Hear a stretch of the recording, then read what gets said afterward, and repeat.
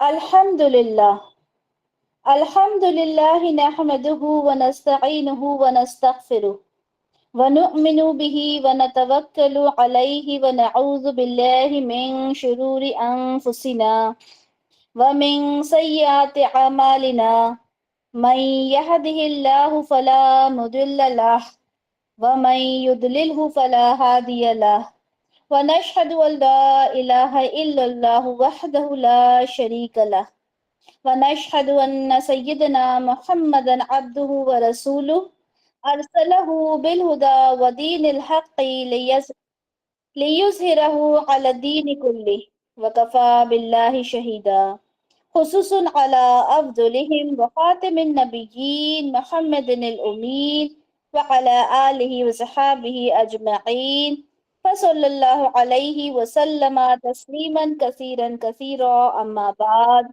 Rabbi इश्रह ली सदरी व यस्सिर ली अमरी वहलुल उक़दतम मिन लिसानी यफ़क़हू क़ौली रब्बी यस्सिर वला तुअस्सिर व तम्मिम बिल खैर व बिका नस्तईन आमीन या रब्बल आलमीन। अल्हम्दुलिल्लाह हमने सूरह नूर का आगाज किया और आप लोगों को ये भी बताया गया कि सूरह नूर हमारे लिए क्यों ज़रूरी है पढ़ना, क्योंकि इसमें ख़वातीन से रिलेटेड बहुत सारे अहकाम हैं जो आपको समझना बहुत ज़रूरी है। ख़ास तौर पर अगर देखा जाए तो आज के माशरे में ये एक कई ऐसी बीमारियां आज के माशरे में फैल गई हैं जिनको सुधारना हमारे लिए, जिनको समझना हमारे लिए निहायत ही ज़रूरी है। हमारा ये जो माशरा, ये कहें कि जो बेशर्मी आजकल फैली हुई है, आम हो रही है, ज़रूरत है इस चीज़ की कि हम इस्लाम को समझें, ठीक है, उसके क्या कवानीन हैं उनको समझें और उसके अकॉर्डिंग अपनी खुद की ज़िंदगी भी गुजारना है। हमने अपनी बच्चियों को संभालना है, ठीक है। अपने घर में अगर आप देखती हैं कि आपकी नंद है, ठीक है, देवरानी है, जो अगर आपसे छोटी हैं, ये सब उन्हें देखना है। और आपसे बड़ी उम्र की भी अगर खवातीन हैं और वो किसी गलत रास्ते पर जा रही हैं तो आपने बिल्कुल उनको बताना है। ये नहीं सोचना कि इनका मतलब इनकी जिंदगी, इनकी जन्नत, इनकी जहन्नम नहीं। एक मुसलमान का काम ये होता है कि हमने चीजों को देख के उसको एनालाइज करना है। आपने देखना है कि किन अल्फाज के साथ आपने बात को करना है, किस तरह से बात को रखना है। अच्छा, यहाँ हमारी आयत को शुरू करने से पहले, जैसे कि आप सबको पता है, हमने जिना से रिलेटेड कुछ बातें की थी। जिना एक बहुत ही घिनौना काम है, ठीक है, और ये माशरे में बहुत आम हो रहा है। लड़कियां ये कहती हैं कि हमने तो शादी करनी है, हम सीरियस रिलेशनशिप में हैं, तो इसीलिए अगर हम कुछ हदें पार भी कर लेते हैं तो इट हार्डली मैटर्स।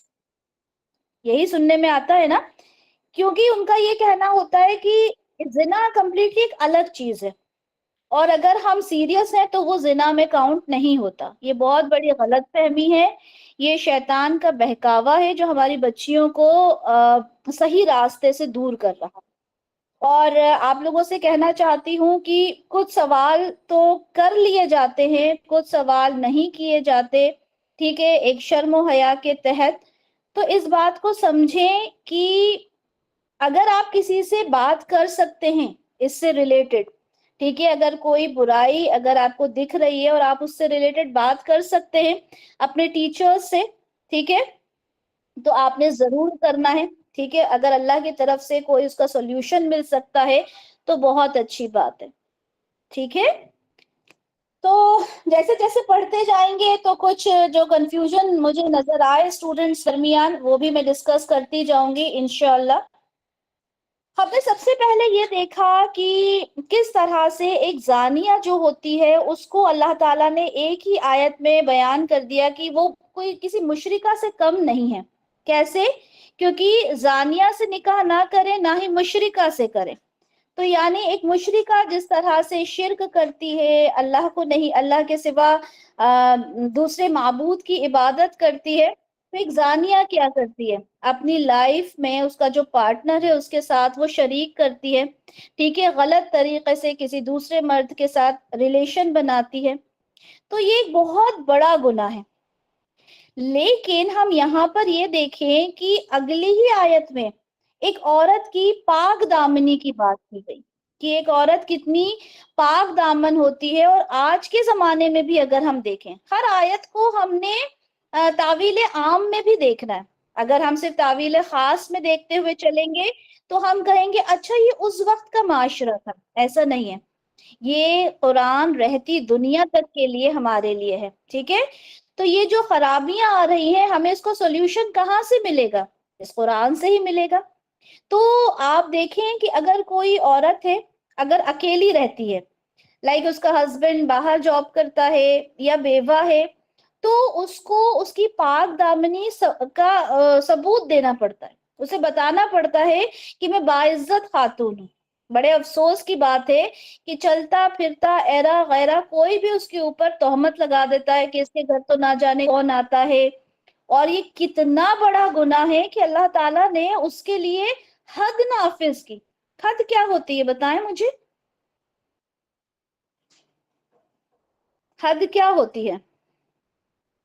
ہم نے پڑھا تھا نا کہ ایک حد ہوتی ہے اور ایک تعزیر ہوتی ہے۔ حد کیا ہوتی ہے بتا سکتے ہیں آپ لوگ میسیجز میں؟ اللہ کا حکم، اللہ کی طرف سے مقرر کردہ سزا، ویری گڈ۔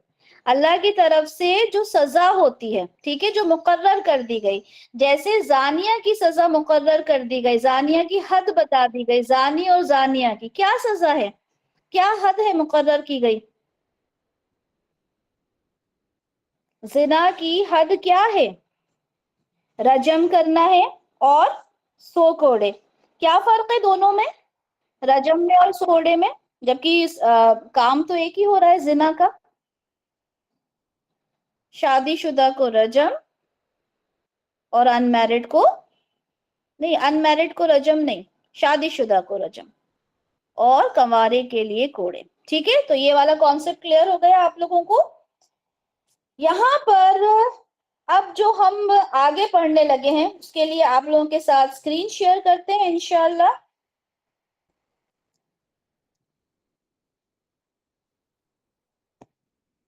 جی امید کرتی ہوں اسکرین آپ لوگوں کو دکھ رہی ہوگی، کوئی مجھے انمیوٹ کر کے بتا دیں اسکرین دکھ رہی ہے؟ جی آپی۔ اوکے بیٹا، تو یہاں پر انشاءاللہ ہم آج شروع کریں گے آیت نمبر 4 سے شروع کریں گے، اور انشاءاللہ امید ہے کہ 4 سے لے کے آیت نمبر 10 تک ہم کمپلیٹ کریں گے۔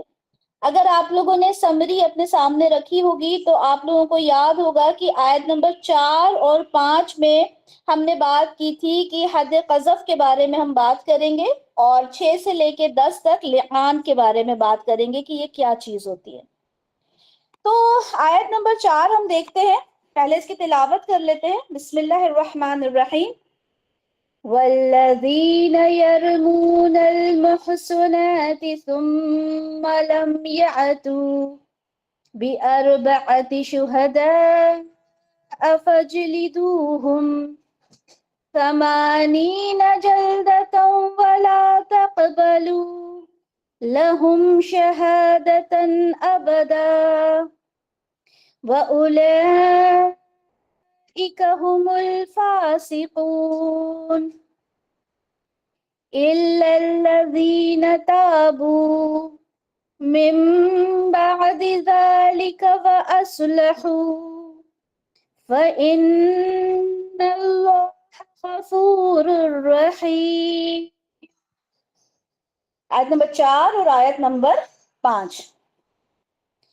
یہاں پہ اللہ تعالیٰ فرماتے ہیں والذین، اور جو یرمونا، یہ یرمونا جو ہم رمی کرتے ہیں نا، پتھر مارتے ہیں، اس سے بنا ہے رمی، مارنا، اور یہاں پہ اس کا مطلب ہے تہمت لگانا، ٹھیک ہے، جب وہ تہمت لگائیں المحصنات، پاک دامن عورتوں پر، ٹھیک ہے، محصنات ہوتی ہیں وہ پاک دامن عورتیں جو مسلمان ہوں، آزاد ہوں، ٹھیک ہے، لونڈی نہیں، باندی نہیں، ٹھیک ہے, کافرہ نہیں, مسلمان ہو, پاک دامن پارسا عورت جو ہوتی ہے اسے کہتے ہیں محسنات.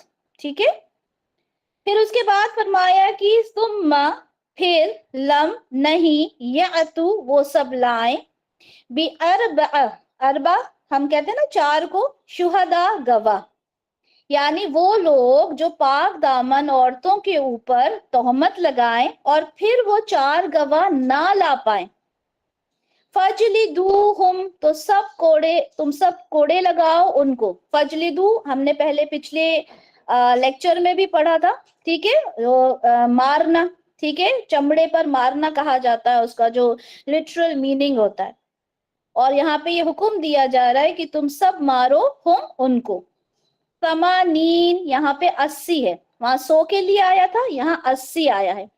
جلدہ, کوڑے, ٹھیک ہے, وہاں پہ بھی جلدہ لفظ آیا تھا. ٹھیک ہے, کچھ وکیبلری اگر ہم لوگ یاد بھی کرتے جائیں تو اچھا ہوگا. ٹھیک ہے, 80 کوڑے. اور لا, نہیں, تقبلو, تم سب قبول کرو, لہم, ان کی, شہادہ, گواہی, ابدا, کبھی بھی ان کی گواہی کو قبول نہیں کرنا. وَأُولَئِكَ هُمُ الْفَاسِقُونَ, اور وہی تو فاسق ہیں.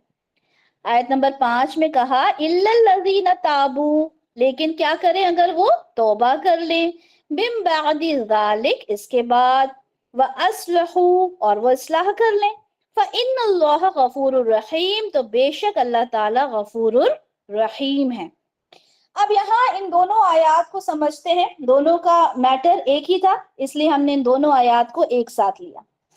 یہاں پر یہ دیکھیں کہ پاک دامن عورت کو اگر تہمت لگائی جاتی ہے. اچھا, یہاں ایک چیز سمجھ لیں کہ یہاں پہ لفظ تو آیا ہے عورتوں کے لیے نا, محسنات, لیکن اس میں مرد بھی شامل ہیں.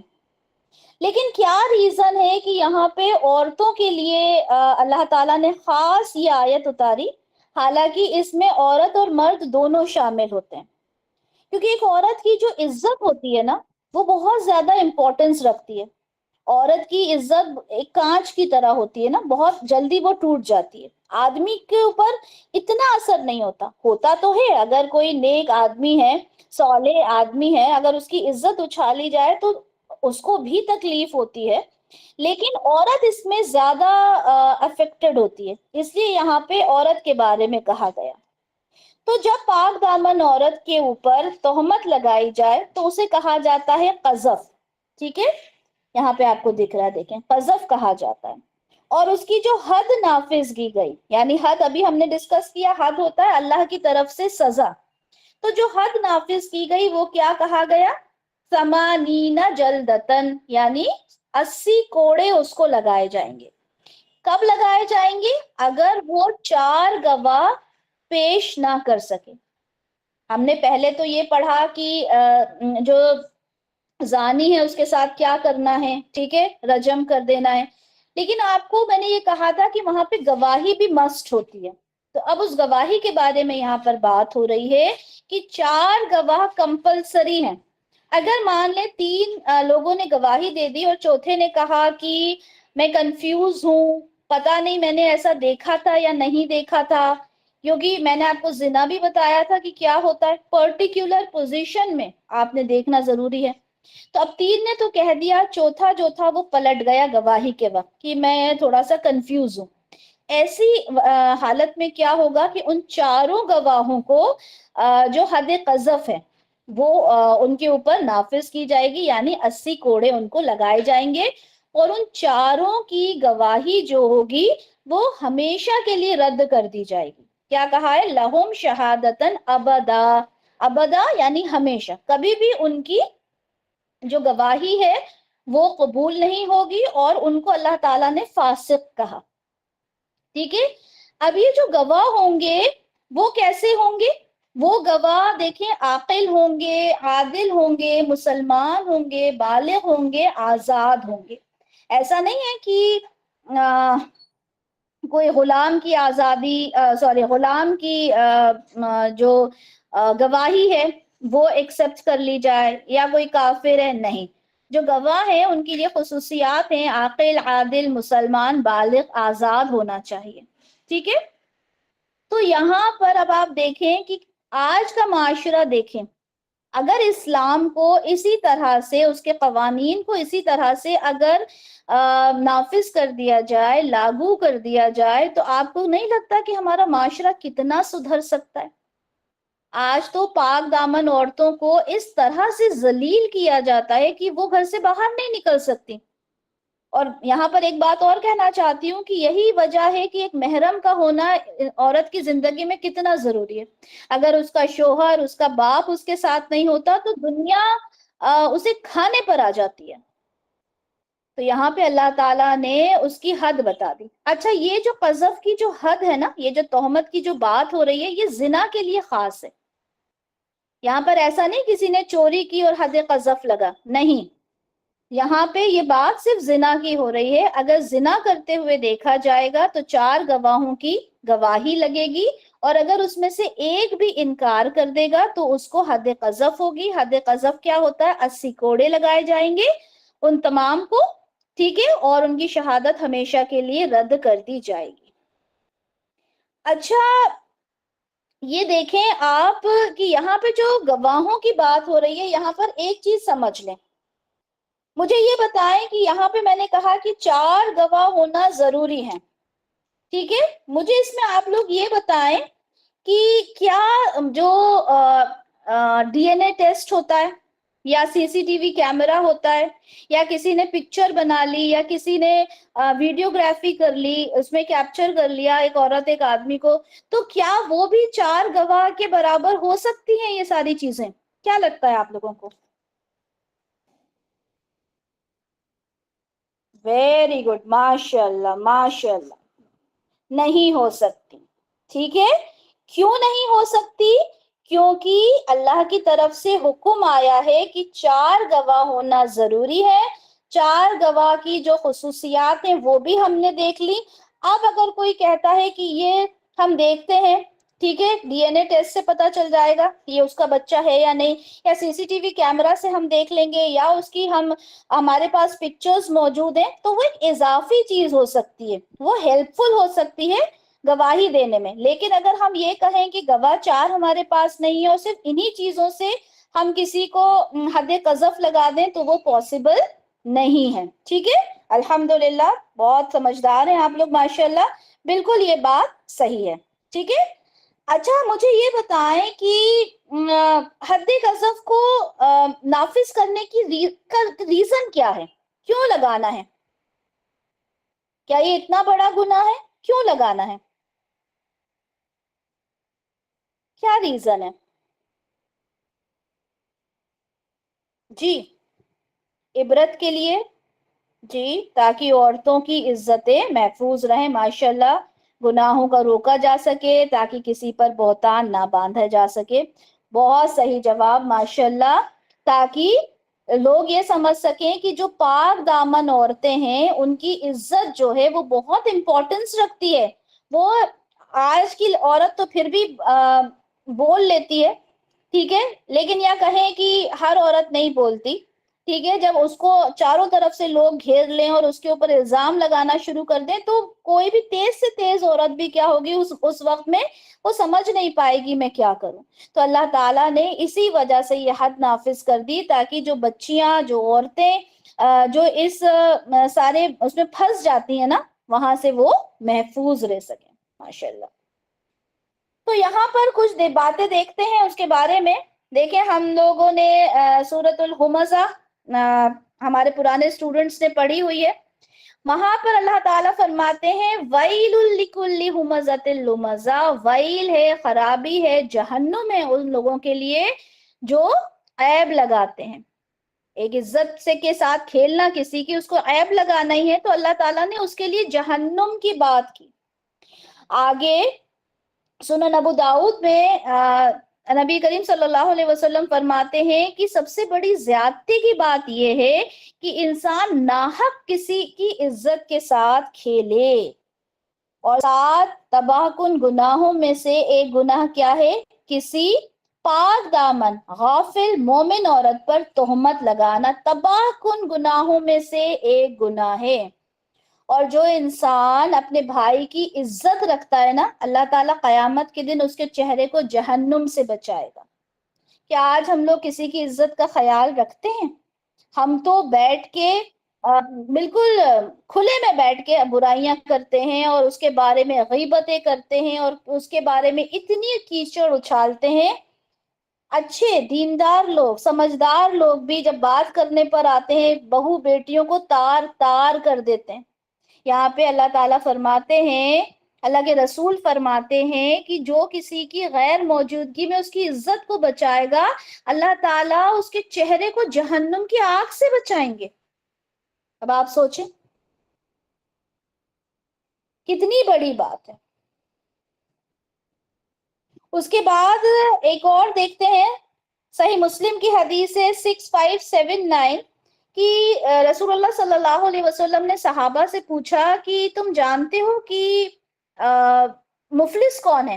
تو صحابہ نے کہا جس کے پاس کچھ نہ ہو، درہم نہیں ہے، کوئی ساز و سامان نہیں ہے، وہ مفلس ہوتا ہے۔ تو رسول اللہ نے کہا کہ میری امت کا مفلس وہ ہوگا جو قیامت کے دن عبادت تو لے کر آئے گا، ٹھیک ہے، روزہ بھی ہے، نماز بھی ہے، زکوٰۃ بھی ہے، لیکن اس نے کسی کو گالی دی ہوگی، کسی کی عزت پامال کی ہوگی، تو اللہ تعالیٰ کیا کریں گے؟ اللہ تعالیٰ ان لوگوں کو سامنے کھڑا کریں گے اور کہیں گے اچھا بتاؤ، کیونکہ پیسہ تو نہیں دیا جا سکتا نا کہ لاؤ 1 لاکھ روپے دے دو، 2 لاکھ روپے دے دو، سارا یہاں پہ اکاؤنٹ سیٹل ہو جائے گا۔ وہاں تو نیکی اور بدی کا کام ہے۔ وہ کہیں گے لاؤ تمہاری نیکی دے دو، 10 نیکی، 1 نیکی، 2 نیکی، جتنی بھی نیکی، اللہ کا حساب اللہ بہتر جانتے ہیں، وہ نیکیاں دیتا جائے گا، دیتا جائے گا، ایٹ لاسٹ کیا ہوگا؟ اس کے پاس کوئی نیکی نہیں بچے گی۔ اب دنیا میں تو بینک کرپٹ ہو کے بیٹھ جاتا ہے انسان، لیکن وہاں پہ بینک کرپٹ والا نہیں ہوگا سسٹم، وہاں مائنس میں چلا جائے گا۔ کیسے؟ ان کے گناہ جو انہوں نے کیے ہوں گے وہ پلٹ کے اس کو دے دیے جائیں گے۔ اب آپ سوچیں، اتنی وہ نیکیاں لے کر گیا تھا، اتنی عبادت لے کر گیا تھا، ساری نیکیاں ختم ہو گئی، گناہوں کا بھار اس کے اوپر آیا اور اس کو جہنم میں بھیج دیا جائے گا۔ اب غور و فکر کریں اس چیز کے لیے کہ ہم اپنی زندگی میں کیا کر رہے ہیں، ہماری زندگی کہاں جا رہی ہے۔ اسی طرح سنن ابو داؤد کی ایک حدیث ہے، وہ دیکھتے ہیں، نمبر سارے انشاءاللہ آپ کو اسی PDF میں مل جائیں گے۔ تو رسول اللہ صلی اللہ علیہ وسلم نے جب 2 صحابہ کو برائی کرتے ہوئے سنا تو آپ نے کہا، ایک جگہ سے آپ گزر رہے تھے اور وہاں پر انہوں نے ایک مردہ گدھے کو دیکھا، تو آپ نے ان صحابہ کو بلایا اور کہا کہ اس مردار گدھے کا گوشت کھا لو۔ تو انہوں نے کہا کہ مردار گدھے کا گوشت کون کھا سکتا ہے؟ تو رسول اللہ نے کہا، ابھی جو تم نے اپنے بھائی کی عزت پامال کی ہے وہ اس کے کھانے سے بھی بدتر ہے۔ اب ذرا ہم لوگ اپنے آپ سے یہ سوال کریں کہ ہم کتنی عزتوں کا خیال رکھتے ہیں، کتنی عزتوں کا ہم نے خیال رکھا ہے۔ تو یہ بہت بڑا سوال ہے، اپنے بھائی کی، اپنی بہن کی عزت کا خیال رکھنا، ایک مومنہ بہن، ایک مومن بھائی کی عزت کا خیال رکھنا کتنا زیادہ ضروری ہے۔ اللہ تعالیٰ آگے فرماتے ہیں وَأُولَئِكَ هُمُ الْفَاسِقُونَ، وہی تو فاسق ہیں، ان کو فاسق کہا اللہ تعالیٰ نے۔ فاسق کون ہوتا ہے؟ فسق یفسق، فاسق ہے یعنی اطاعت کے دائرے سے باہر نکل جانا۔ فاسق وہ ہوتا ہے جو ایمان لانے کے بعد اللہ تعالیٰ کی نافرمانیوں میں ملوث ہو جاتا ہے، شریعت کے احکامات کو پس پشت ڈال دیتا ہے، جو عملی کوتاہیاں کرتا ہے، جو کبیرہ گناہوں میں ملوث ہوتا ہے۔ اب مجھے بہت افسوس ہو رہا ہے اس چیز کو پڑھنے میں کہ ہمیں ہمارا انٹروسپیکشن کرنے کی ضرورت ہے کہ ہمارے اندر اس میں سے کیا کیا ہے، ہم کتنے احکام کو مانتے ہیں اور کتنے کو پس پشت ڈالتے ہیں۔ اللہ ہم سب کو محفوظ فرمائے۔ اس کے 3 درجات ہم دیکھتے ہیں، ٹھیک ہے، جو ایک فاسق ہے اس کے۔ ایک تو وہ جو نافرمانی کو برا تو سمجھتا ہے لیکن اس کے بشری تقاضے ایسے ہوتے ہیں، اس کا جو نیچر ہوتا ہے وہ ایسا ہوتا ہے کہ وہ نافرمانی اس سے ہو جاتی ہے، اسے معلوم ہے میں غلط کر رہا ہوں۔ ایک وہ ہوتا ہے جو نافرمانی کا عادی ہو جاتا ہے، اس کو کوئی چیز برائی نظر نہیں آتی، وہ بس کرتا چلا جاتا ہے۔ لیکن جو تیسری کیٹیگری ہے فاسق کی، وہ بہت ہی زیادہ سمجھیں کہ ایکسٹریم ہے. اس میں ایک انسان اللہ اور اللہ کے رسول کی نافرمانی کرتا ہی جاتا ہے، مطلب اس کی اطاعت نہیں کرنا وہ اپنے اوپر لازم کر لیتا ہے کہ ماننا ہی نہیں ہے مجھے، اور پھر وہ دھیرے دھیرے کہاں پہنچ جاتا ہے؟ کفر کے دائرے میں پہنچ جاتا ہے. کیوں؟ کیونکہ کافر تو وہی ہوتا ہے نا جو اللہ کو نہیں مانتا، اللہ کی بات کا انکار کرتا ہے. تو آپ دیکھیں، اور یہ جو 3 کیٹیگریز یہاں پر بتائی گئی ہیں، یہ دیکھ لیں کہ ان 3 کیٹیگریز میں ہم خدا نخواستہ کہیں پہ ہیں تو نہیں. سب سے پہلی کیٹیگری دیکھیں کہ نافرمانی کو برا تو سمجھتا ہے، لیکن بشری تقاضوں کے تحت اس سے نافرمانی ہو جاتی ہے. اب ہم نے خود سے پوچھنا ہے کہ اس والی کیٹیگری میں کتنے لوگ آتے ہیں. ٹھیک ہے، اچھا اب یہ سوچیں کہ آپ کہیں اچھا میں تو اس کو جانتی ہوں، وہ تو بڑا ہی فاسق قسم کا انسان ہے. تو کسی کو فاسق کہنے کا حق اللہ تعالیٰ نے آپ کو نہیں دیا. رسول اللہ فرماتے ہیں کہ کسی شخص کو فاسق کافر نہ کہو. ہو سکتا ہے کہ وہ نہ ہو اللہ کی نظر میں، اور آپ کے کہنے سے آپ خود فاسق اور کافر ہو جائیں گے. یہ بہت ہوتا ہے لوگوں میں، وہ تو اللہ کو مانتا ہی نہیں ہے، وہ تو بالکل کافر ہے. آپ کو کس نے حق دیا کسی کو کہنے کا؟ نہیں کہہ سکتے. ٹھیک ہے. اچھا، فاسق کے بارے میں رسول اللہ کہتے ہیں کہ فاسق جو اس کی جو خبر ہوتی ہے وہ ساقط ہے، وہ لا اعتبار ہے، اس پہ یقین نہیں کیا جا سکتا. فاسق کے بارے میں سورۃ البقرہ میں کہا گیا کہ جو اللہ کی آیات کی نافرمانی کرتے ہیں، اس کی پیروی نہیں کرتے، وہ فاسق ہیں. سورہ آل عمران میں کہا گیا کہ جو عہد سے پھر جاتا ہے وہ فاسق ہے. سورۃ المائدہ میں کہا گیا جو لوگ اللہ کے قوانین کے حساب سے فیصلہ نہیں کرتے وہ فاسق ہیں. سورۃ التوبہ میں کہا گیا کہ منافق جو ہے وہ فاسق ہے. اس کے بعد سورۃ الحشر میں کہا گیا کہ جنہوں نے اللہ کو بھلا دیا، وہ جو اللہ سے غافل ہو گئے، وہ فاسق ہے. اب اتنی ساری چیزیں میں نے آپ کو فاسق کے بارے میں بتا دی. تو یہ کس کے بارے میں آ رہا ہے؟ جو ایک پاک دامن عورت، یا ہم کہیں کہ ایک نیک جو آدمی ہے، ٹھیک ہے، یعنی ایک مسلمان کی، چاہے وہ عورت ہو وہ مرد ہو، کسی مسلمان کی عزت کے ساتھ کھیلنا، اس کی عزت پہ تہمت لگانا، ٹھیک ہے، اس کے لیے کہا گیا. اور خاص طور پہ یہاں زنا کی بات ہو رہی ہے کہ وہ یہ کہہ دے کسی کے نام کے ساتھ کسی کا نام جوڑنا آج کے معاشرے میں تو بہت کامن ہے. آپ میڈیا کو دیکھ لیں، سیلیبریٹیز کو دیکھ لیں، نام جوڑنا کسی کے ساتھ بہت عام ہو چکا ہے. ٹھیک ہے، تو اللہ تعالیٰ نے یہاں بتا دیا کہ وہ کیا ہیں، وہ فاسق ہے. تو اب ان کے بارے میں 80 کو ان کو آنا ہے، ان کی شہادت قبول نہیں کرنا ہے، اور ان کے لیے کہا کہ وہ فاسق ہیں. لیکن ہم جانتے ہیں نا کہ اللہ تعالیٰ توبہ قبول کرنے والے ہیں. اللہ تعالیٰ کہتے ہیں اِلَّا الَّذِينَ تَابُوا، مگر وہ لوگ جو توبہ کر لیں، من بعد ذالک، اس کے بعد، اور اس کے بعد اصلاح کر لیں، فَإِنَّ اللَّهَ غَفُورٌ الرحیم، تو بے شک اللہ تعالیٰ غفور الرحیم ہے. اللہ تعالیٰ توبہ کو بہت زیادہ پسند فرماتے ہیں. اب یہاں پر میں بات کرنا چاہتی ہوں ان لوگوں کی جن سے گناہ ہو جاتا ہے. ٹھیک ہے، میرے پاس خود اس طرح کی کچھ باتیں آئیں جن سے کچھ گناہ ہو گئے، اور وہ بڑی پشیمان ہیں، وہ بڑی پریشان ہیں کہ اب کیا کریں. یہ جانتے ہوئے کہ ایک بہت بڑا گناہ ہے زنا، اور اس کام میں کوئی ملوث ہو جائے تو وہ کیا کریں. تو یہاں میں آپ لوگوں سے یہی کہنا چاہتی ہوں کہ توبہ کے دروازے ہمیشہ کھلے ہوئے ہیں.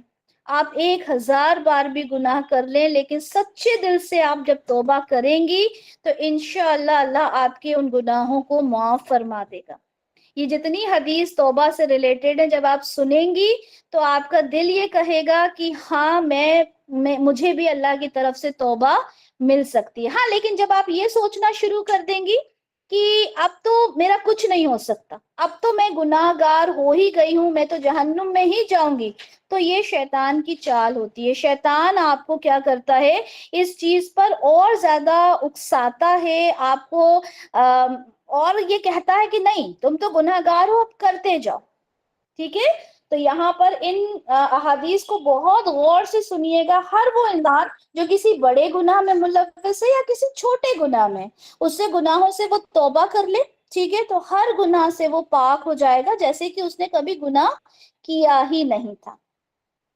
इन حدیث کو پڑھنے سے پہلے ایک بات اور سمجھ لیں آپ لوگ کہ اگر جس پر تہمت لگائی گئی ہے، دیکھیں یہ توبہ والی بات اس کو ایسے سمجھیں کہ کسی نے توبہ کی، ٹھیک ہے، تو توبہ کرنے سے کیا ہوگا کہ اس کے اوپر حد قذف تو نافذ ہوگی، 80 کوڑے تو اس کو لگیں گے، لیکن آئندہ کے لیے اس کو شہادت کا جو درجہ ہے وہ اس کو مل جائے گا کہ وہ گواہی دے سکتا ہے۔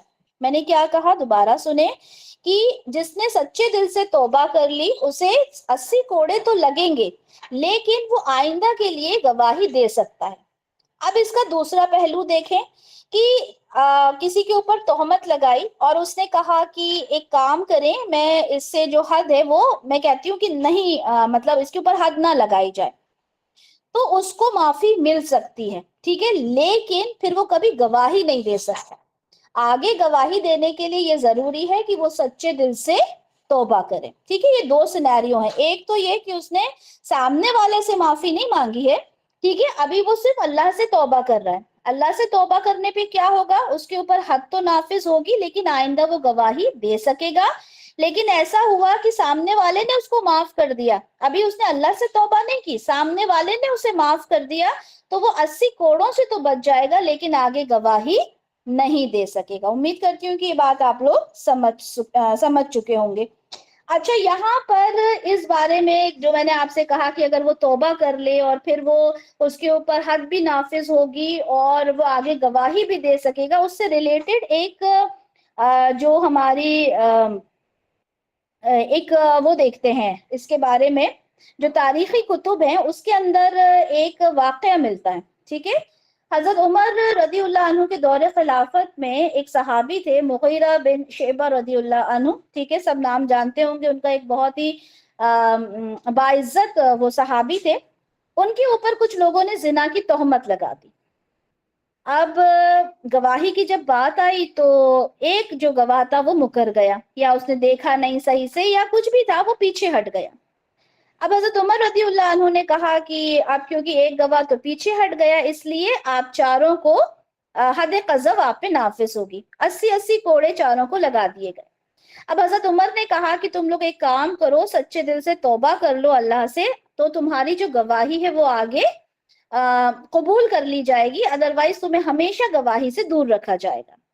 اس میں ایک صحابی تھے جن کا نام تھا ابو بکرہ، ٹھیک ہے، انہوں نے کہا کہ نہیں، میں اپنی بات سے پیچھے نہیں ہٹوں گا، تو ان کی گواہی زندگی میں کبھی بھی ایکسپٹ نہیں کی گئی۔ باقی جو 3 تھے انہوں نے اللہ سے توبہ کر لی اور پھر ان کی گواہی آگے ایکسپٹ کی جانے لگی، ٹھیک ہے۔ تو یہ ہمیں جو تاریخی کتب ہیں اس میں یہ واقعہ ملتا ہے۔ تو یہاں سے پتا چلا کہ کوڑے بھی لگے، حد بھی نافذ ہوئی اور پھر انہیں گواہی کا موقع بھی دیا گیا سوائے ایک صحابی کے، ٹھیک ہے۔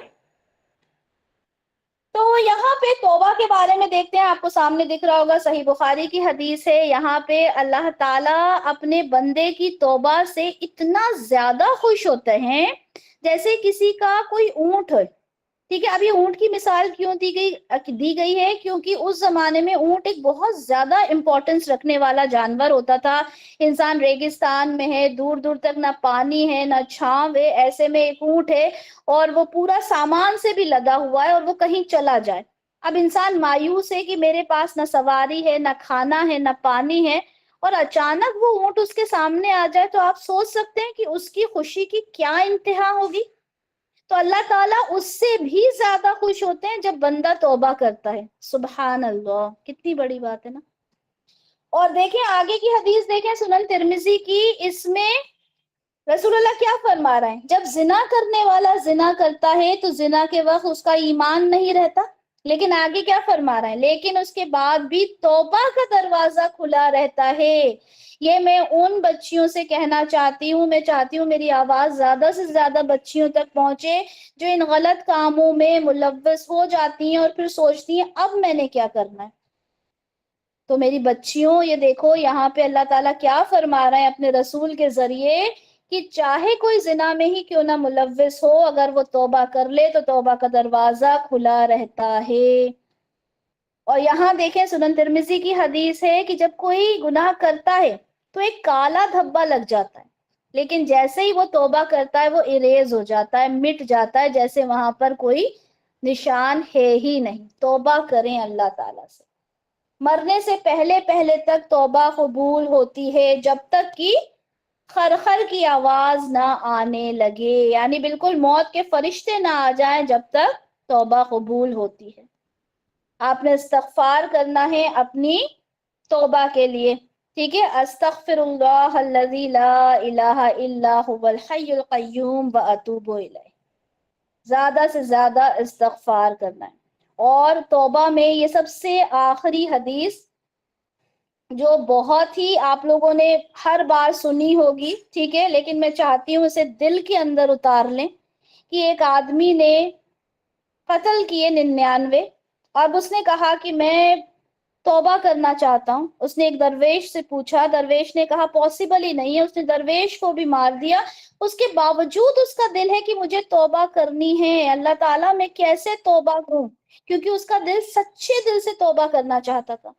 دوسرے درویش کے پاس گیا، اس نے کہا تم فلاں بستی میں چلے جاؤ، وہاں جا کے توبہ کرو۔ وہ چلا، چلتے چلتے اس کا انتقال ہو گیا راستے میں، تو اس نے اپنا جو سینہ تھا نا وہ اس بستی کی طرف کر دیا کہ کاش مجھے وہاں پہ توبہ مل جائے۔ اب آپ دیکھیں اس کے دل کے اندر کتنی تڑپ تھی کہ مرتے مرتے بھی اسے یہ احساس تھا کہ میں بنا توبہ کے نہ مر جاؤں۔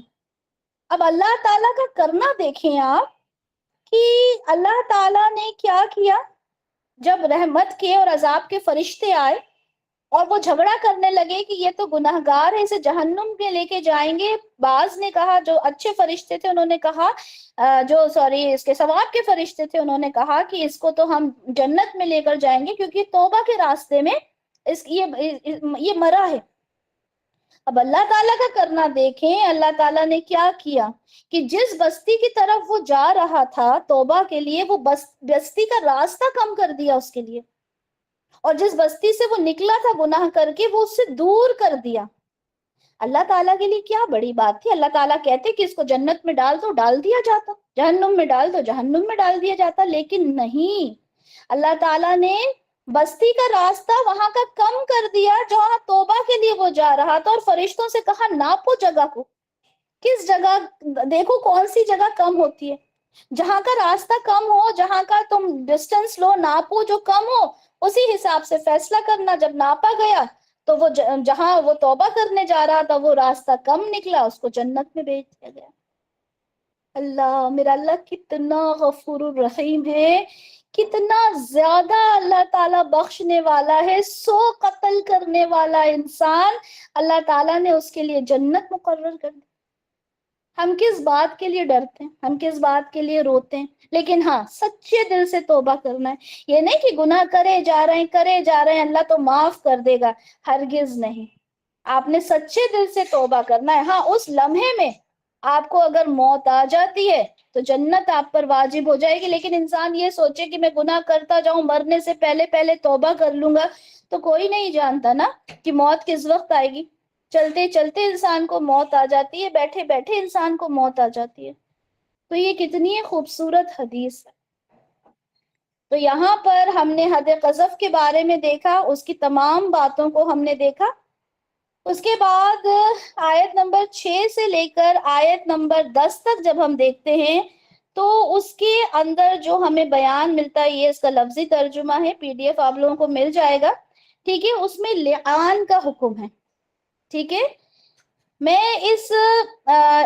ان آیات کو بعد میں پڑھوں گی، لیکن آپ کو پہلے کچھ چیزیں بتا دیتی ہوں کہ لعان ہوتا کیا ہے۔ لعان بنا ہے لعنت سے۔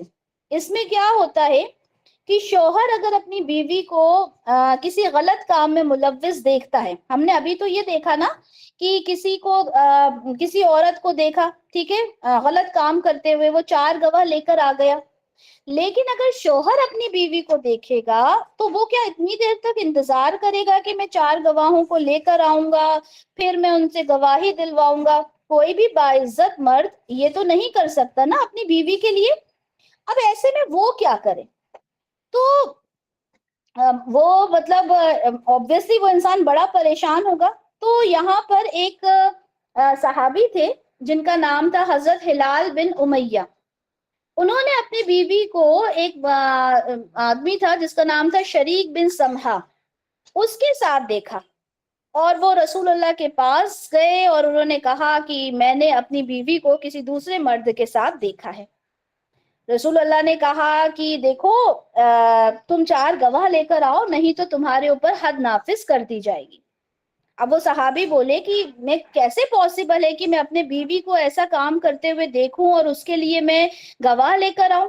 لیکن رسول اللہ کے پاس ابھی کوئی وحی نہیں آئی تھی اور وہ اپنی طرف سے کوئی فیصلہ نہیں کرتے تھے۔ انہوں نے کہا کہ نہیں، تمہارے اوپر حد نافذ ہوگی، تم لے کر آؤ۔ تو یہ صحابی جو تھے اپنی بات میں سچے تھے، اور انہوں نے کہا کہ دیکھیں مجھے تو پورا یقین ہے کہ اللہ تعالیٰ جانتا ہے کہ میں یقیناً سچا ہوں، اور اللہ تعالیٰ آپ پر وحی فرما کے میرا فیصلہ ضرور کر دیں گے۔ اور یہی ہوا۔ پھر یہ آیات نازل ہوئی لعان کی، جو ہم دیکھتے ہیں آیت 6 سے 10 ابھی ہم پڑھیں گے۔ یہ آیات نازل ہوئی جس میں یہ ہوا کہ جب 4 گواہ موجود نہ ہوں تو انسان کیا کرے گا؟ آدمی 4 بار اللہ تعالیٰ کی قسم کھائے گا کہ میں اللہ کی قسم کھا کر کہتا ہوں کہ میں سچا ہوں، اور 5ویں بار وہ یہ کہے گا کہ اگر میں جھوٹا ہوں تو اللہ کی لعنت مجھ پر۔ جب وہ 5ویں بار یہ کہنے لگا تو رسول اللہ نے اس کو روکا کہ دیکھو ایک بار دیکھ لو، سوچ لو، اگر تم نے ایسا کہا تو جہنم تم پر واجب ہو جائے گی۔ لیکن اس نے کہا کہ نہیں، میں سچا ہوں۔ اب جب اس نے کہہ دیا سچا ہے تو بات آئی بیوی کے اوپر۔ اب جب بیوی کو بلایا گیا تو اب یہ ہوتا کہ اگر بیوی ایکسپٹ کر لیتی اس بات کو تو اس کو رجم کر دیا جاتا، اور اگر بیوی اپنی بات میں سچی ہوتی ہے نا، اور اگر جیسے یہ شوہر اگر یہ لعان نہیں کرتا اور اس کی بات جھوٹی ثابت ہوتی تو اس کے اوپر حد نافذ ہوتی۔ اچھا اب یہ تو حد سے بچ گیا، ٹھیک ہے، یہ جو آدمی تھا، یہ جو صحابی تھے، یہ تو بچ گئے حد سے، کیونکہ انہوں نے تو یہ 4 بار قسم کھا کے 5ویں بار کہہ دیا۔ اب اس کے بعد جب عورت سے کہا گیا، عورت ماننے کو تیار نہیں، حالانکہ دونوں میں سے ایک جھوٹا تو تھا نا۔ عورت نے بھی یہی کہا، عورت کو بھی رسول اللہ نے سمجھایا کہ دیکھو اگر تم نے 5ویں بار یہ لعنت والا لفظ استعمال کر لیا تو اللہ کی طرف سے مطلب تم پر جہنم واجب ہو جائے گی۔ اللہ کا غضب ہونا، اللہ کی لعنت ہونا بہت بڑی بات ہے۔ لیکن اس عورت نے نہیں مانا۔ اچھا تھوڑا سا وہ جھجکی تھی، تھوڑا سا وہ رکی تھی، صحابہ کو لگا کہ شاید یہ رک جائے گی، لیکن اس نے کہا کہ میں اپنے قبیلے کو، اپنا جو میرا یہ جو لوگ ہیں اپنے، میں ان کو رسوا نہیں کر سکتی، ٹھیک ہے۔ تو اس نے کیا کیا؟ 5ویں بار بھی قسم کھا لی۔ اب اس کے بعد دونوں نے قسم کھا لی۔ اب جب دونوں نے قسم کھا لی تو وہاں پر اب کسی کو بھی سزا نہیں ہو سکتی تھی، رسول اللہ سزا نہیں دے سکتے تھے۔ لیکن رسول اللہ نے کہا کہ دیکھو اگر اس کا بچہ، پوری یہاں پہ ڈیٹیل دی ہوئی ہے، اگر جس آدمی کے ساتھ اس کا نام ہے اگر اس کی طرح ہوا تو یہ اسی کا بچہ ہوگا، اور اگر اس کے شوہر کی طرح ہوا تو اس کا شوہر کا بچہ ہوگا۔ اچھا یہ جو لعان ہوتا ہے، یہاں یہ سمجھ لیں کہ لعان کے بعد ہمیشہ ہمیشہ کے لیے جدائی ہو جاتی ہے، دوبارہ نکاح نہیں ہو سکتا، ٹھیک ہے، ہمیشہ کے لیے یہاں پہ جدائی ہو جاتی ہے۔ اس کے پوائنٹس ابھی ہم دیکھیں گے۔ اور تو یہاں پر جب وہ بچہ ہوا تو وہ اسی آدمی کی طرح ہوا جس کے ساتھ اس کا نام کیا جا رہا تھا، ٹھیک ہے۔ تو جب وہ بچہ پیدا ہوا، رسول اللہ نے اس بچے کو دیکھا تو یہ سمجھ گئے کہ یعنی یہ عورت غلط تھی، ٹھیک ہے۔ لیکن اس کے بعد رسول اللہ نے کیا کہا کہ اگر اللہ تعالیٰ کی کتاب میں حکم لکھا نہ جا چکا ہوتا تو دنیا دیکھتی کہ میں اس کے ساتھ کیا سلوک کرتا۔ مطلب رسول اللہ کو غصہ آیا obviously، لیکن وہ کچھ کر نہیں سکتے تھے۔ کیوں؟ کیونکہ اللہ کی طرف سے لعان کا مسئلہ آ گیا تھا۔ اچھا یہاں پر ایک چیز یہ سمجھ لیں کہ لعان کا مطلب یہ نہیں ہے کہ آپ کہیں کہ اچھا لعان ہوا، دونوں تو نکل گئے، دونوں بچ گئے، اب کیا؟ تو یہ اللہ کی طرف چلا گیا ہے نا۔ اب یہ دنیا میں اس کا کچھ فیصلہ نہیں ہوگا، اس کا فیصلہ آخرت میں ہوگا۔ ہاں اللہ تعالیٰ بخشنے والے ہیں، اللہ تعالیٰ آگے جو بھی فیصلہ کرے، لیکن ابھی تو مان لیں کہ ابھی اس کو موت آ جائے، ابھی وہ اس دنیا سے چلا جائے تو اس کے لیے جہنم واجب ہو گئی، جیسے کہ رسول اللہ نے فرمایا۔ تو جب اس طرح سے لعن طعن کی جاتی ہے، شوہر کرتا ہے، پھر بیوی کرتی ہے، 4 بار اللہ کی قسم کھائی جاتی ہے، 5ویں بار کہا جاتا ہے کہ میں اس بات کی قسم کھاتی ہوں کہ اگر میں جھوٹا ہوں تو مجھ پر لعنت ہو، عورت کہتی ہے کہ اگر میرا شوہر سچا ہو تو مجھ پر لعنت ہو، تو یہ لعان ہو جاتا ہے، ہمیشہ ہمیشہ کی اس میں جدائی ہو جاتی ہے۔ تو یہاں پہ لعان کا حکم کیا ہے وہ دیکھتے ہیں، ٹھیک ہے؟ پھر انشاءاللہ ہم آیات کو دیکھیں گے کہ جب لعان ہوتا ہے تو اس سے کیا جہنم اس پر واجب ہو جاتی ہے، جیسے کہ رسول اللہ نے کہا، ٹھیک ہے؟ اور ایسا نہیں ہے کہ لعان کے وقت آسمان کا کوئی ٹکڑا آ کے گر جائے گا، ایسا نہیں ہوتا، لیکن ہاں وہ پھر اللہ کی عدالت میں وہ فیصلہ چلا جاتا ہے۔ یہاں پہ جو جدائی ہوتی ہے یہ ہمیشہ کے لیے ہوتی ہے، ٹھیک ہے؟ دونوں دوبارہ سے رجوع نہیں کر سکتے۔ اچھا، اگر یہاں پہ عورت جھوٹی ثابت ہوگی، ٹھیک ہے، تو کیا ہوگا؟ اسے رجم کر دیا جائے گا، اور شوہر اگر لعان نہ کرے گا تو کیا ہوگا؟ اس کے اوپر حد نافذ کر دی جائے گی 80 کوڑوں کی۔ اچھا، لعان جو ہوتا ہے اس کے لیے عدالت ضروری ہے، وہاں پہ امام ہونا چاہیے، ٹھیک ہے، قاضی ہونا چاہیے جو ان تمام چیزوں کو کا فیصلہ کرے گا، ٹھیک ہے؟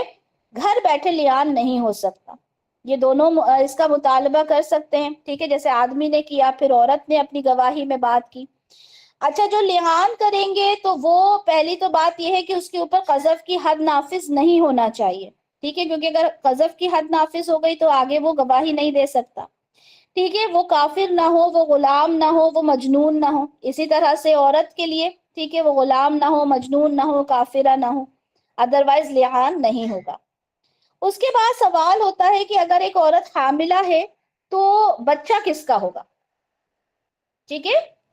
تو بچہ کس کا ہوگا؟ تو رسول اللہ نے فرمایا کہ اسے ماں کے نام کے ساتھ ہی پکارا جائے گا۔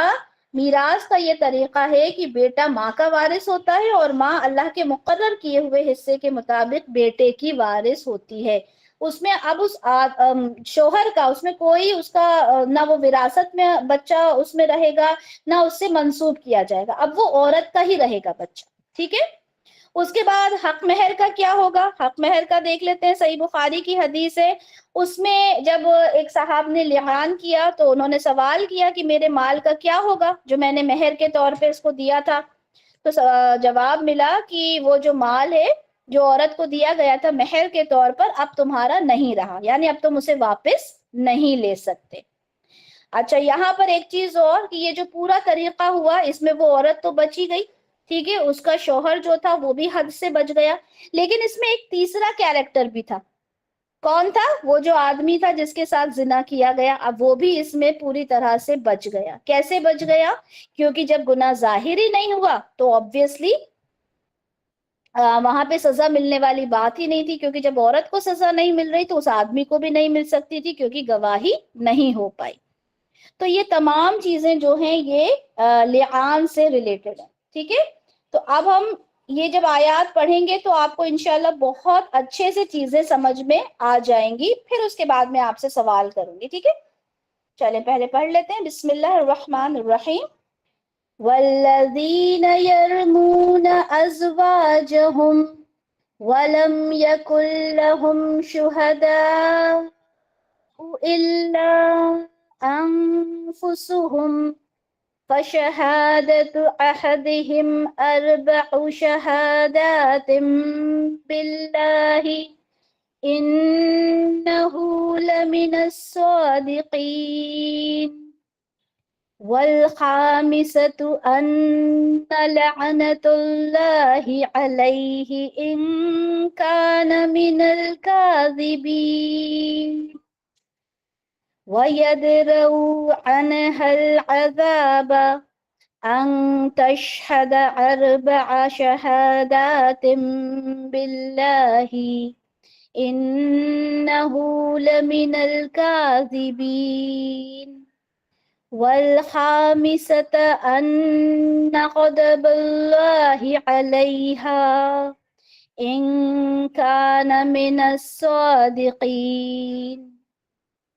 وَلَوْلَا فَضْلُ اللَّهِ عَلَيْكُمْ وَرَحْمَتُهُ وَأَنَّ اللَّهَ تَوَّابٌ حَكِيمٌ۔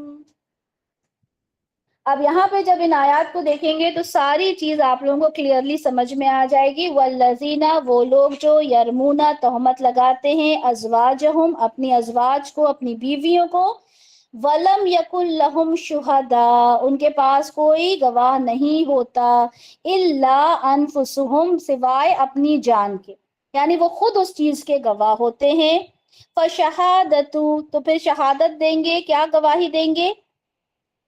احدہم، ان میں سے ہر ایک، اربعہ، چار، شہادات، گواہی، یعنی 4 بار وہ گواہی دے گا، باللہ، اللہ کی، انہو، کہ بے شک وہ، لمن الصادقین، وہ سچ بولنے والا ہے.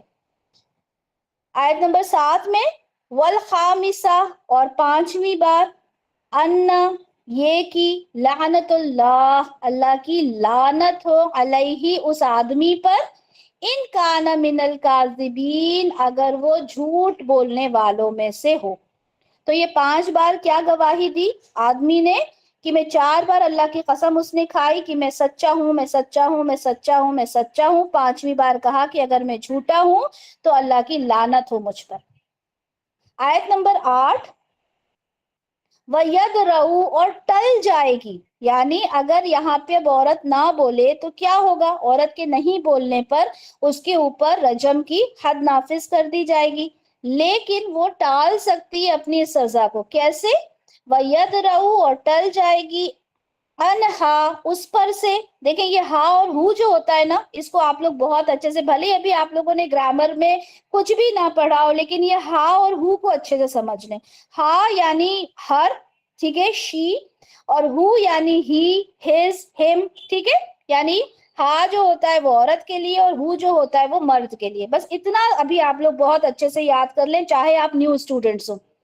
ٹھیک ہے، انہا، اس پر سے، یعنی اس عورت پہ سے، العذاب، عذاب جو ہے وہ ٹل جائے گا، ان تشہدا، اگر وہ گواہی دے، اربعہ، 4 دفعہ، شہادات، گواہی، کس کی گواہی دے؟ باللہ، اللہ کی. وہ بھی 4 بار کہے گی میں سچی ہوں، میں سچی ہوں، میں سچی ہوں، میں سچی ہوں.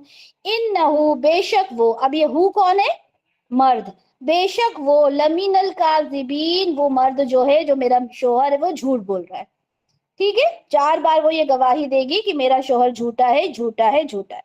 والخامسہ، اور 5ویں دفعہ کیا کہے گی؟ ان غضب اللہ علیہا، ہا یعنی عورت پر، اللہ کا غضب ہو اس عورت کے اوپر. ان کان من الصادقین، اگر وہ مرد کیا ہو؟ سچا ہو. ٹھیک ہے، اب یہ ہم نے کہاں سے جانا؟ وہ انشاءاللہ آپ لوگ آگے پڑھیں گے کہ صادقین، جو لوگ جانتے ہیں وہ جانتے ہیں، اینا اونا مذکر کی آواز ہے. ٹھیک ہے، تو اگر وہ سچوں میں سے ہوا، اگر وہ مرد، تو یہ عورت کہتی ہے کہ مجھ پر اللہ کا غضب ہو. تو یہ ساری چیزیں ہو گئی. اب آگے اللہ تعالیٰ فرماتے ہیں آیت نمبر 10 میں، وَلَوْلَا فَضْلُ اللَّهِ، اور اگر اللہ کا فضل نہ ہوتا، علیکم، تم لوگوں پر، وَرَحْمَتُهُ، اور اس کی رحمت نہ ہوتی، اور اس کی رحمت نہ ہوتی، وَأَنَّ اللَّهَ تَوَّابٌ حَكِيمٌ، بے شک اللہ تعالیٰ کیا ہے؟ تواب ہے، توبہ کو قبول کرنے والا ہے. دیکھیں، تواب تو اللہ تعالیٰ ہر گناہ میں ہے، چاہے آپ کوئی سا بھی گناہ کر لو، لیکن جب آپ اللہ سے توبہ کرتے ہو نا سچے دل سے، تو اللہ تعالیٰ 100 قتل کو بھی معاف کر دیتا ہے. اللہ تعالیٰ حکیم ہے. اللہ کی حکمت دیکھیں کہ اس نے یہ لعان جیسا معاملہ بنا کر غیرت مندوں کے لیے ایک آسانی پیدا فرما دی. آپ سوچ سکتے ہیں کہ معاشرے میں کتنی خرابی ہو جاتی، لیکن یہ لعان والا معاملہ کر کے اللہ تعالیٰ نے چیزوں کو کنٹرول میں لا کے رکھ دیا. اور یہی وجہ ہے کہ آج کل ذرا بھی کسی نے اپنی بیوی کو کسی طریقے سے دیکھا، بچی کو کسی طریقے سے دیکھا، اس کو سیدھا اٹھا کے قتل کر دیا جاتا ہے بنا گواہوں کے. ہو سکتا ہے کہ سینیریو وہ ہو ہی نہ جو نظر آ رہا ہے، ہو سکتا ہے کہ کسی کے لیے کوئی بغض ہو، کوئی دشمنی ہو، عداوت ہو، جس کے چلتے یہ سارے کام ہو رہے ہیں. ٹھیک ہے، 4 گواہ کا لانا آپ سمجھ رہے ہیں. اور یہاں پہ ایک بات اور، وہ جو ڈی این اے والی بات میں نے کی تھی، دیکھیں رسول اللہ نے تو پورا ڈی این اے اس کا بتا دیا نا، کہ وہ ایسا پیدا ہوگا، ایسا پیدا ہوگا، اور وہ رزلٹ آیا بھی. ٹھیک ہے، رزلٹ آنے پہ وہ اسی آدمی کی طرح نظر آیا جس کے ساتھ اس کا نام جوڑا گیا تھا اس عورت کا، لیکن اس کے باوجود رسول اللہ نے کچھ نہیں کیا. کیوں؟ کیونکہ رسول اللہ جو تھے وہ اس میں کچھ نہیں کر سکتے تھے، کیونکہ اللہ کی طرف سے حکم آیا. ہاں، اب اللہ کی طرف سے جو ہونا ہوگا وہ ہو جائے گا، لیکن اللہ تعالیٰ یہاں پہ پھر اتنی ساری باتیں کرنے کے باوجود اللہ تعالیٰ کہہ رہے ہیں وَأَنَّ اللَّهَ تَوَّابٌ حَكِيمٌ، اللہ تعالیٰ تواب بھی ہیں، اللہ تعالیٰ حکیم بھی ہیں. کتنی بڑی بات ہے. اچھا مجھے بتائیں اب آپ لوگ میسج میں کہ آپ لوگوں کو حد قذف اور لعان یہ دونوں چیزیں اچھے سے سمجھ میں آئی ہیں؟ اچھا لعان کیا ہوتا ہے مختصر الفاظ میں؟ اچھا یہ بتائیں کیا لعان، چلیں چھوٹا سا سوال کرتے ہیں، کیا لعان کسی کوئی بھی کر سکتا ہے؟ کوئی بھی پڑوسی آ کے کر دے، کوئی بھی آ کے کر دے، کر سکتا ہے کیا؟ کون کر سکتا ہے؟ کون کر سکتا ہے؟ شوہر. ٹھیک ہے، شوہر اور بیوی جب ہاں عدالت کی طرف سے تو ہوگا، لیکن کرنا کس کو ہے؟ ٹھیک ہے، شوہر کرتا ہے. اچھا اس کے بعد دوسری بات یہ بتائیں کہ کیا چوری کرنے پر یا پھر کوئی اور اگر کوئی گناہ ہو گیا اس پہ لعان کیا جا سکتا ہے؟ نہیں کیا جا سکتا. اچھا حد قذف، حد قذف ہو سکتا ہے زنا کی تہمت نہ ہو تو؟ چوری کے اوپر ہو سکتا ہے حد قذف؟ نہیں ہو سکتا. ٹھیک ہے. اچھا اگر بیوی نے ایکسپٹ کر لیا کہ ہاں جب اس نے لعان کیا میرے شوہر نے تو میں نے یہ کام کیا ہے، تو اب اس عورت کے ساتھ کیا ہوگا؟ وہ عورت رجم ہوگی. اچھا اور اگر شوہر نے لعان نہیں کیا تو شوہر کے ساتھ کیا ہوگا؟ شوہر کے ساتھ حد قذف لگے گی 80 کوڑے. چلیں اچھا ایک چیز اور میں نے آپ سے پوچھنی تھی.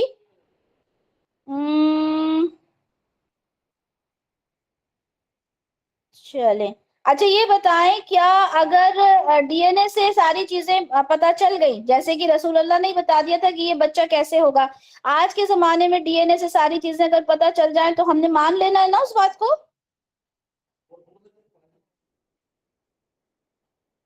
اچھا ایک سوال ہوا کہ اس عورت کو تو رجم کر دیا جائے گا، دوسرے کے ساتھ کیا ہوگا؟ اگر وہ مطلب ثابت ہو جاتا گناہ تو آبویسلی رجم کیا جاتا اس کو، اگر وہ شادی شدہ ہوتا، اور اگر غیر شادی شدہ ہوتا تو 100 کوڑے لگائے جاتے اور جلا وطن.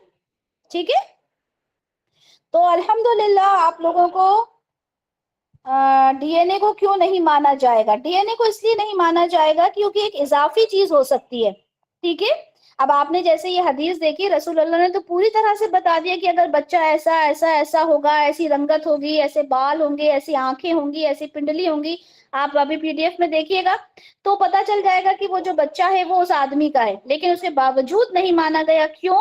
کیونکہ رسول اللہ نے کہا کہ یہ جو باتیں ہیں یہ ساری اللہ کی کتاب میں لکھی جا چکی ہیں، اب ہم کچھ نہیں کر سکتے، لعان کے بعد ہم کچھ نہیں کر سکتے.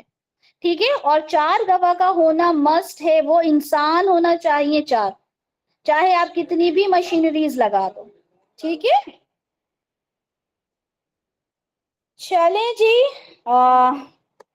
تو امید کرتی ہوں کہ تمام چیزیں بہت اچھے سے آپ لوگوں کو سمجھ میں آ گئی ہوں گی. بارک اللہ لی ولکم فی القرآن الکریم ونفعنی وإیاکم بما فیہ من الآیات والذکر الحکیم.